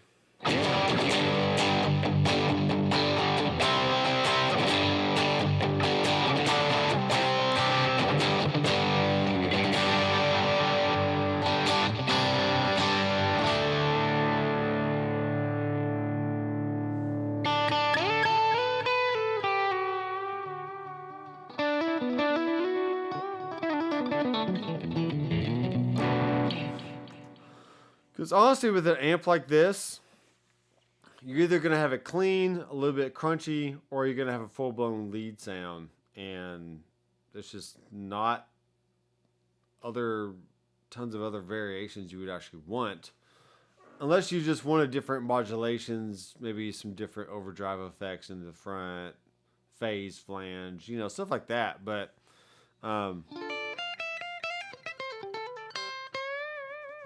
let's do this. Let's go to a clean sound. Save new rig. MS30 ambient. And so this is going to be so bank 3. So the first one is our clean crunch lead. Bank 2 is our clean trim and tron. Then bank 3 is going to be our ambient and other variations of ambient stuff. So let's actually go to our reverb, turn the size all the way up, turn the time up pretty good amount. And we got something like this.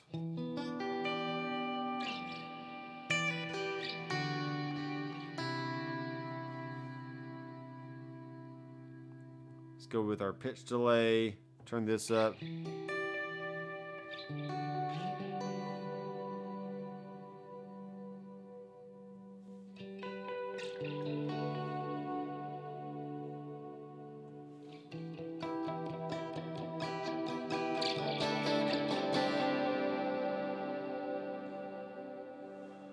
Yeah. Let's get rid of the Tron filter and the tremolo in this one. Let's add in some more effects. Let's go with a reverse delay and ambient.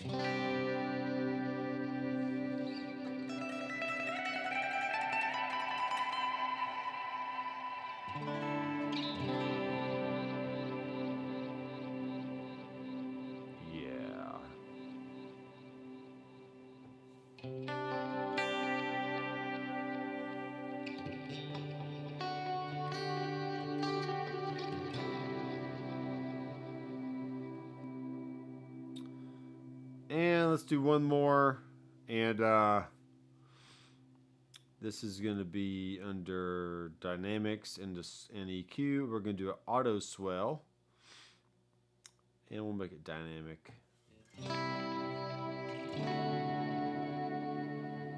Now the attack time is how long the swell is. And then our trigger sensitivity, we can just kind of mess with that.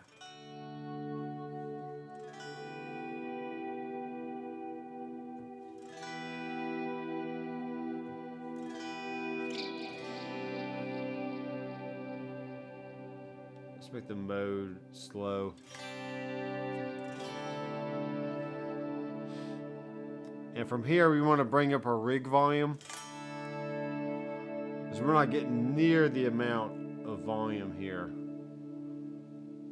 But we can probably bring up our amp volume.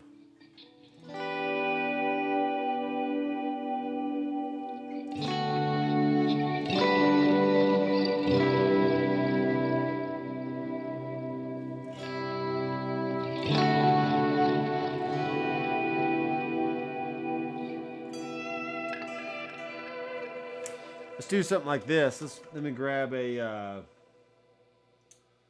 where is thou?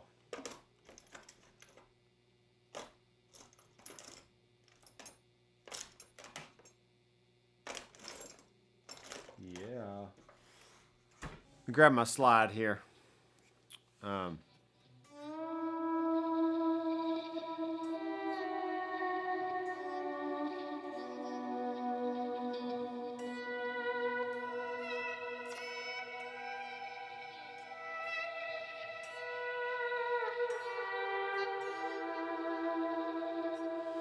Now, what I like about slide is I can kind of get a faux pedal steel kind of deal.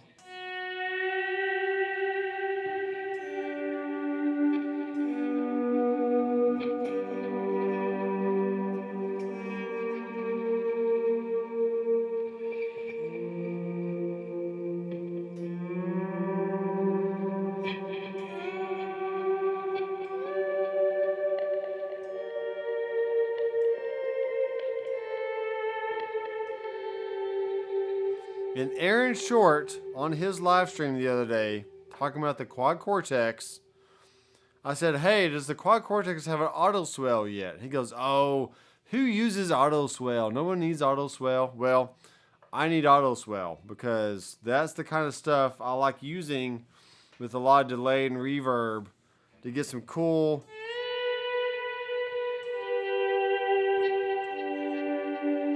just some auto swell kind of sounds without having to use a foot on an expression pedal to do volume swells. So, and plus I don't want to have to use a volume knob on my guitar to just do all that funky stuff. So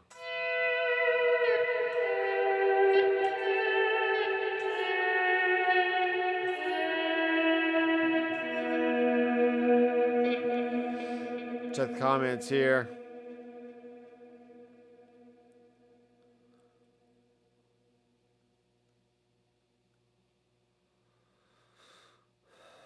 Roy got pretty overwhelmed with this gig board and haven't been able to get after Alter Bridge sound out of it.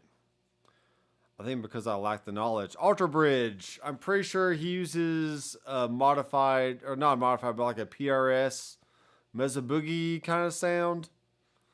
You can do whatever you want.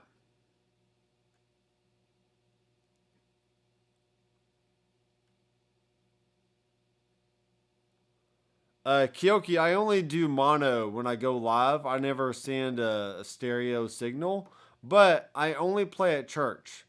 So, but if I was actually in a band playing out in clubs and bars, I would still just send a mono signal to the front of house guy and not worry about like, tons of ping pong delay and all that stuff. I don't see any need.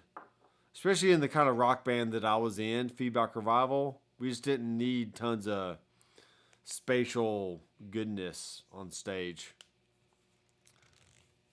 On the levels beside monitor wedges. No, I keep my, so Kyoki's asking about how much signal I'm sending to the front of house.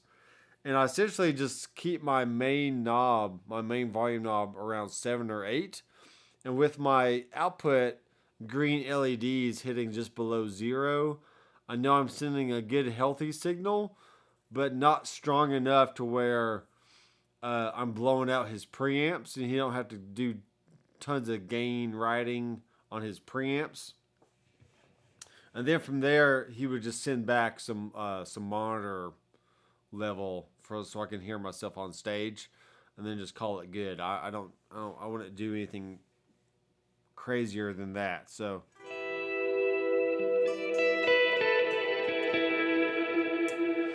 all right, now let's save this. Save new rig.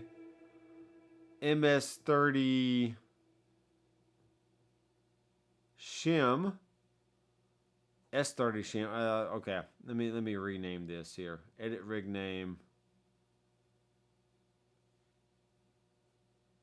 MS. Okay, now I'm gonna go in and let's go really crazy with this thing. Let's delete the MX5 and the Anxiety Overdrive, the Vibe. Let's bring the amp and cab down here, and we're gonna add in even more stuff. Let's do 11 reverb and a cathedral. And we'll also do let's do a reso delay. This is actually kind of neat. So a reso delay is essentially taking the notes that you play and it's playing like thirds and fifths above that kind of deal. We'll turn off all this other stuff so you can hear what it's doing.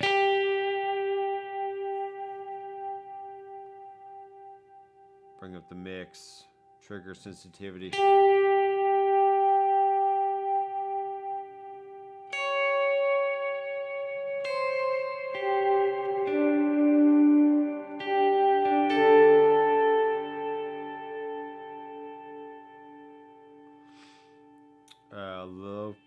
Low pass. Let's do that.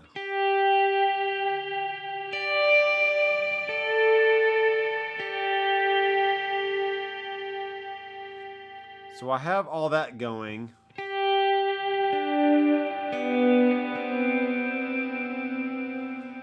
But I also have the attack time a little slow. So I can make that even slower if I want.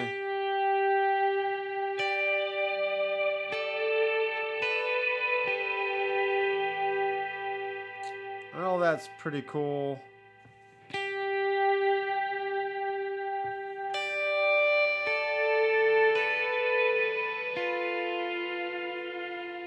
Woo. Add some reverb back in.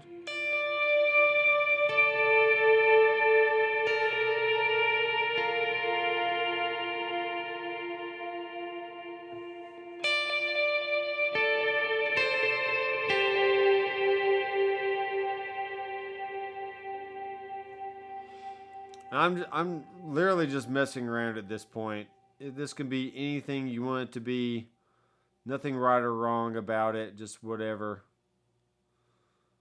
Maybe bring the high cut up a little bit.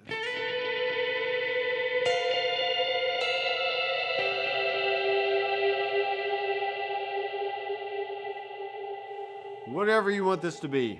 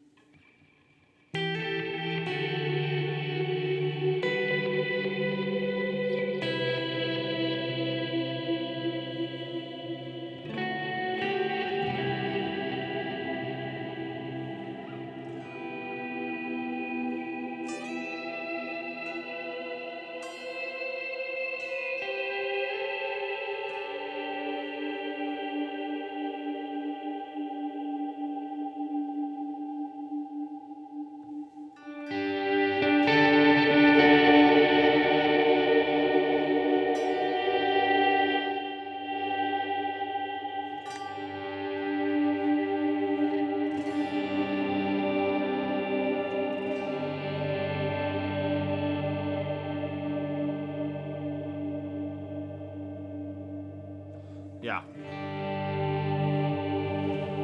Really just messing around. This could be so many other variations. Just whatever you want it to be. It doesn't really matter. Maybe do like a half note delay.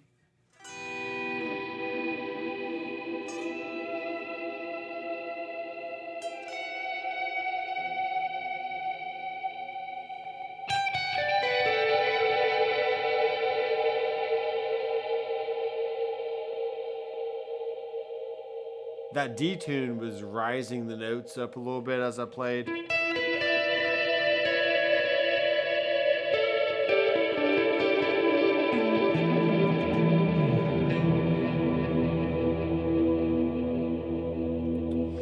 Alright, now Now, I'm going to save this one more time.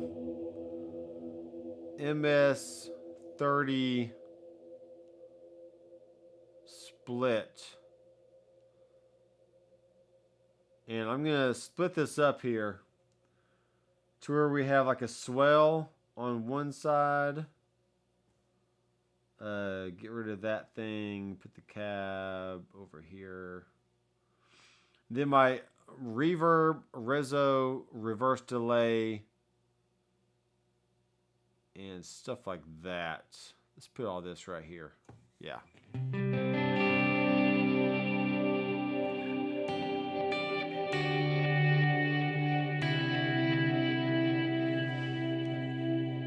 And then if I click on the mix knob, well, not knob, but on the little mix area, I can choose to pan this, but it doesn't really matter right now because I'm not going stereo.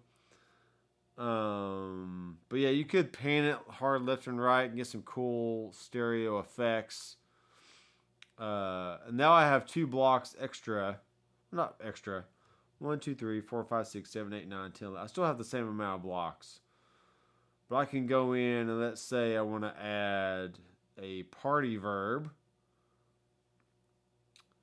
And I also want to add, under the expression pedal, I want to add a chord wham, an octave higher. So check this out.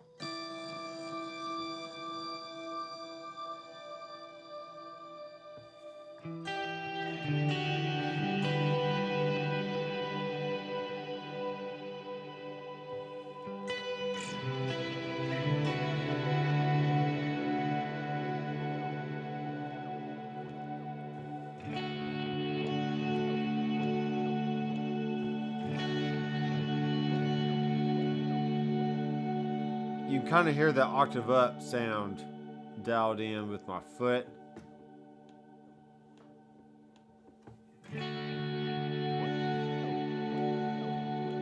Right? So it's a really cool way to have the heel down and have a certain sound and then bring the toe down. Or the toe up, whatever you want to call it.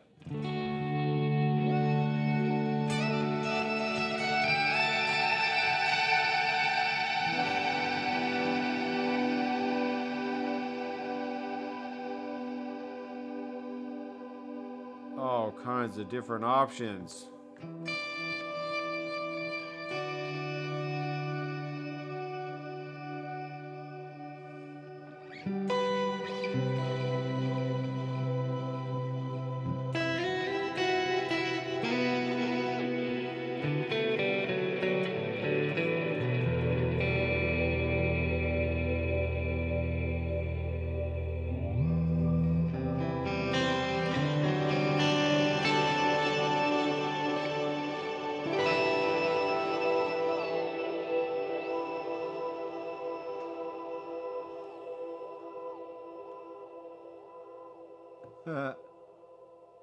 That's pretty cool. Put a delay on here.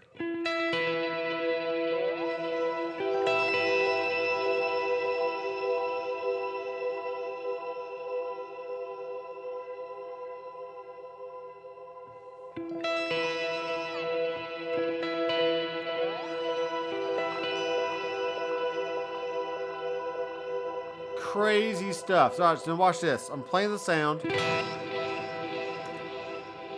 I swap rigs.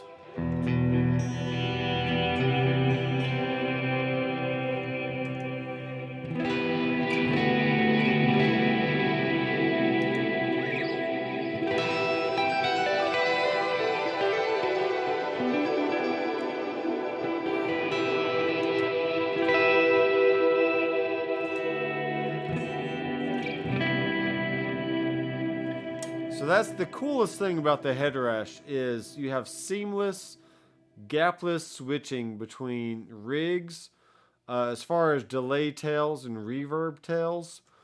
I have the amp settings pretty much very, very similar, so you don't hear any weird gap thing going on when switching rigs. And yeah, it's just awesome.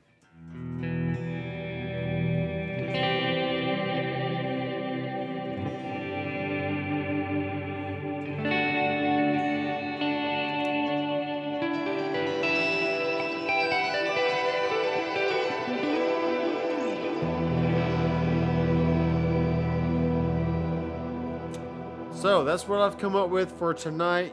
You be the judge. Go to my website, pay the $20 one-time fee, get access to all the HTS rigs I've done so far over the last few years and the rest of this year. I think I've been doing this. This is my third year doing HTS rigs.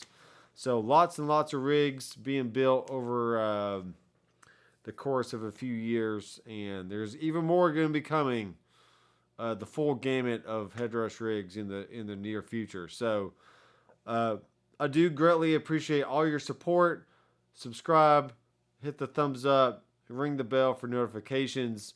Go to my website, check out the Headrush bundle if you really want to dive in really deep into all things Headrush. And I do appreciate all your support. That is a one-time bundle fee of $147, but it gives you the HTS rigs bundle, the HTS rigs course, the Headrush tone sculpting course, any Headrush clones I come out with here in the near future, and also a tonal analysis course. So all your Alter Bridge type tones, I'll listen to some Alter Bridge, make some tones based on that band, and then add those to a tonal analysis course that you can either purchase separately from the bundle. But I promise you, if you buy the bundle, it'll be way cheaper in the long run. Because all those tonal analysis things will be, I'll pretty much sell them as small little packs. Maybe like 4 or 5 different sounds in one pack. And that could be anywhere from $2 to $3, maybe up to $5 each. So as I add more and more and more, it's going to be beneficial to you. Just go ahead and buy the bundle for $147. Get everything I ever create on the Headrush, and it'll save you money in the long run, and it'll help go support me and my work here on YouTube and the website. So let's bank over one more time. Hit a good clean sound.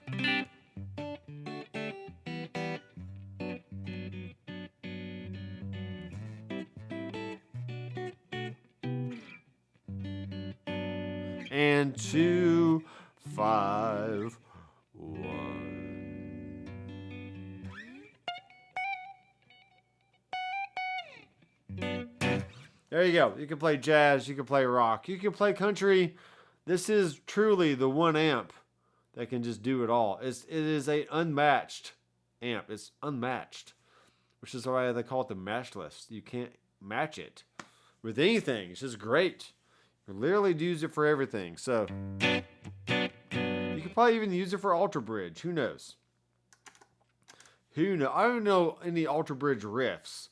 I need to listen to some Alter Bridge, learn some cool riffs, and then dial in some tones based on what I hear, and then upload that to the website for the tonal analysis. So there you go. Let's check the comments here.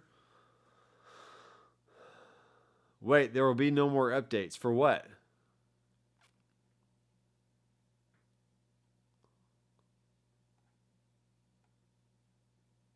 No update as of... What do you mean?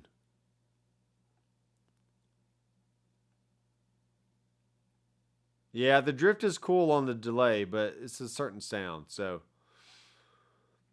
is there a new update? There is a beta in the process for the Legacy Headrush, so that will be coming out as soon as it's ready. I really haven't looked at the beta in a while to even know what's in it, nor could I tell you what's in it even if I knew. So that's the beauty of being in the beta group. You kind of get to see things in the works before they get released, but you can't talk about them. So sorry. But yes, there is something in the works. There is a new update for the Headrush being worked on right now. If you own the pedal board, the gig board, or the MX5, there is something new coming out very, very soon. I'm just not sure when that actually is going to be. But it is in beta. It is being tested, and I'm sure it's going to be great. Even more cool stuff. But as you can see from tonight, you can do a lot with just one amp, one cab, sprinkle in some effects.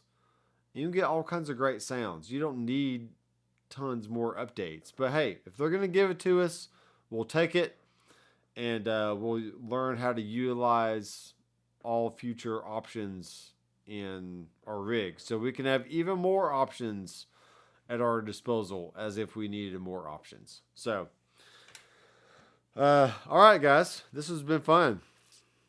Yeah, party verb on the acoustic is really cool. Yeah, there's no update as of today, but there will be an update coming out very soon, as I said. Other maulers do have gapless switching, so the Kemper is really good about gapless switching. Essentially, you only have 1 amp and 1 cab option, so therefore you don't need to do tons of switching. But you can switch amps and effects from rig to rig, and it does a great job at it's just beautifully seamless when you switch between the rigs on the Kemper. The Fractal, it sounds really good within scenes, but not between presets. There's definitely a gap between presets, but not between scenes, so that's cool. The Helix now has a way to have gapless switching between presets, but you are limited to 1 DSP core. You can't use 2 different lines or 3 different lines on the Helix like you could before. If you want to have the gapless switching between presets. Now, if you want to stay within 1 preset and just switch between different scenes, that's pretty much gapless right there, because you can choose between 2 different amps and even change the parameters of those amps between scenes. The Quad Cortex, not between presets, but it's pretty seamless once you stay within a preset and you just use scenes to go between different options. What else is there?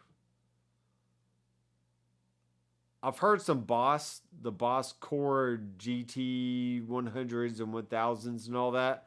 People say that those are gapless. But I've never really messed with the Boss multi-effect units. So, I know there's good options out there. But I just know the Headrush from day one, that's one of their big advertising perks has been, hey, get gapless switching between rigs and scenes and all this stuff. And it is pretty much seamless. Unless you go from a really drastic, maybe a clean Vox all the way to like a dirty Soldano, you do hear like a slight gap when switching the amps. But as far as delay and reverbs, those are all seamless spillover between the rigs. So, yeah. So just for example, I can do this kind of thing.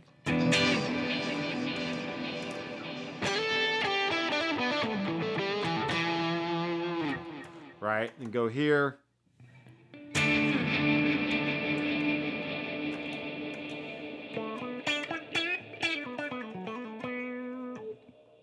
So you got all that delay and reverb keep going even after I've swapped to the different rig. So very, very cool.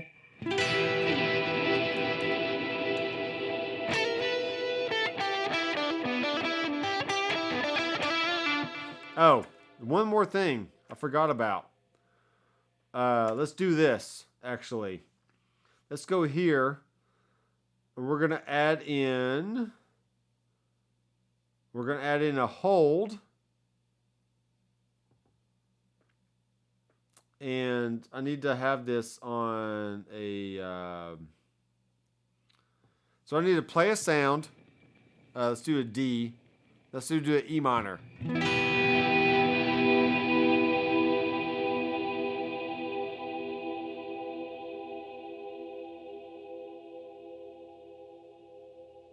Oh, switch on.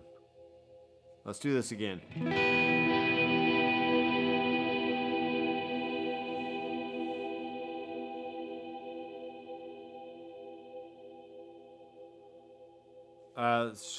I'm not doing something right.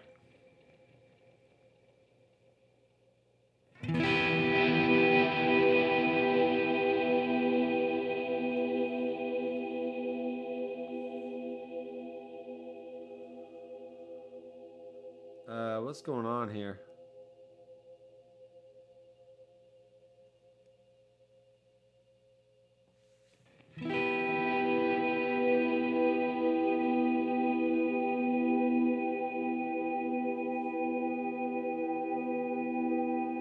Oh, it's doing it now. No, I know why it was not doing it before.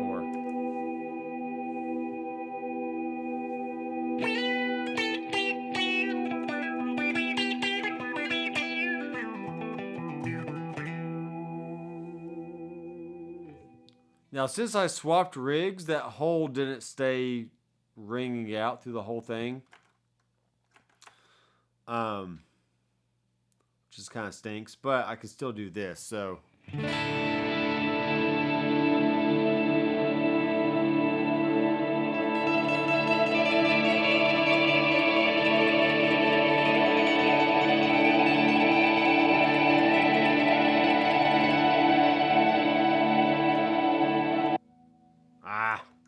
Shoot, I'm messing up. One more time, D.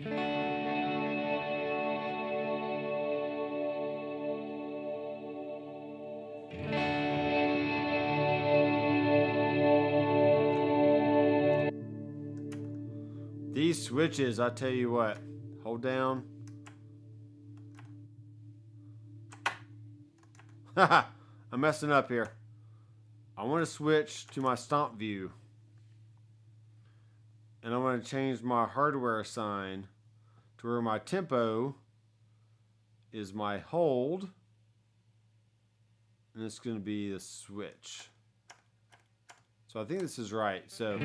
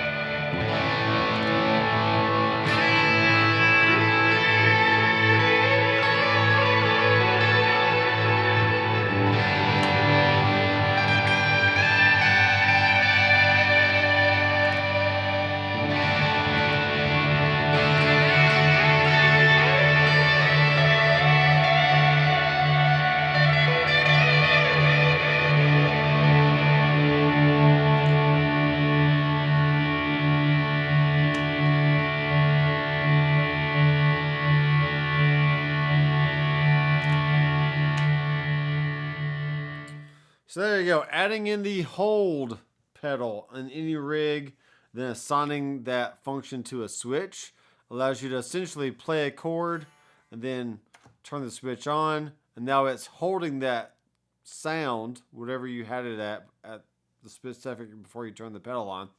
And now you can just play over it. So all kinds of cool ambient options there. Or just playing in your band. Maybe you want just a good clean sound.